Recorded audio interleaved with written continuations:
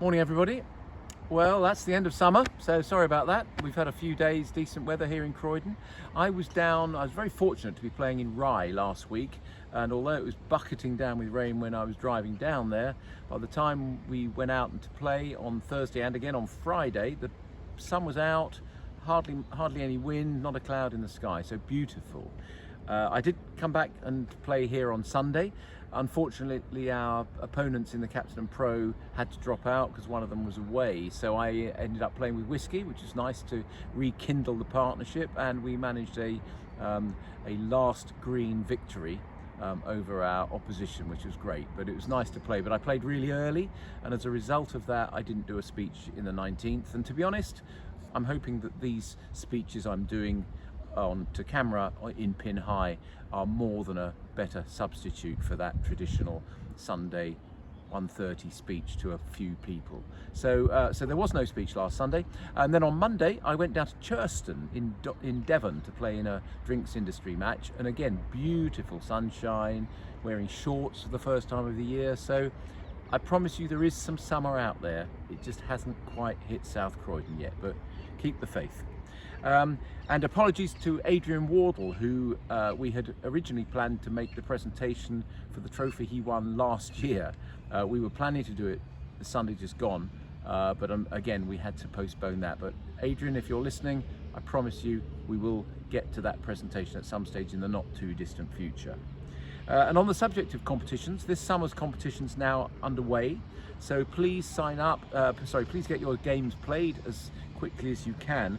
And our plan, as I mentioned in one of my previous blogs, was that we will present the trophies and the prizes, if possible, for all the summer competitions at the men's AGM, which takes place on the 10th of October. So that's the deadline when we would like all those matches to have been played, so we can make a big splash at the men's AGM on the 10th of October and make some presentations of all those competitions. So please put 10th of October in your diary, whether you're aspiring to win a competition or not. That's the men's AGM.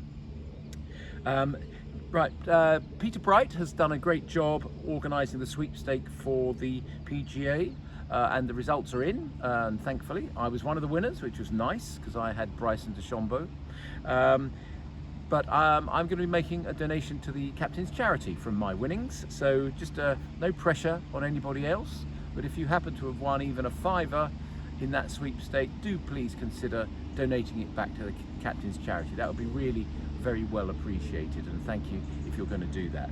And just on the subject of the Legacy Youth Zone, which is our Captain's Charity, Sue and some of the past lady captains visited Legacy Youth Zone last week, and I gather they were very impressed with what they saw.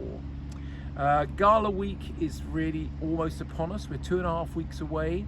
I'm very conscious that the sign-ups for them are pretty slow. A lot of organisation has gone into these with Sue and myself, and I'm involving the men's committee members as well. So if you haven't signed up, please think about taking part in at least one of those events, whether it's the Captain's Prize and Gold Medal on the 8th of June or anything that's happening during the week. All the details are on the notice boards or on the websites.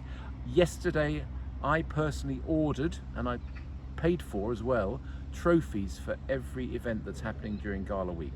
So that's the longest drive, the 2-club challenge, and obviously the Captain's Prize, which is the right at the beginning of the Gala week, and the family 4-ball.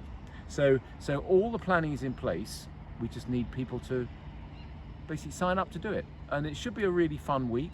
Even if you're not going to take part in any of the competitions or any of the events that we're doing, please just do come along. Hopefully there'll be quite a crowd of people here taking part in those various events. So Gala week, 8th to the 15th of June. Again, please put it in your diaries.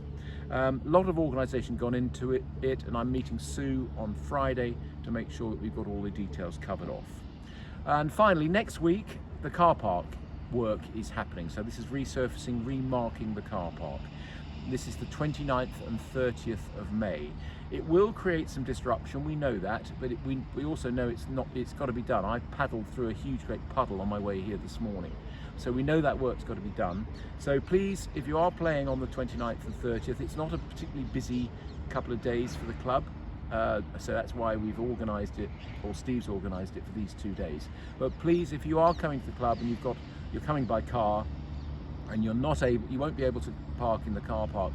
But please be considerate when you're parking in the locality on either the side roads or even the main roads. Steve will be putting a note through the door of every household in the area just to say that there might be a bit more traffic around.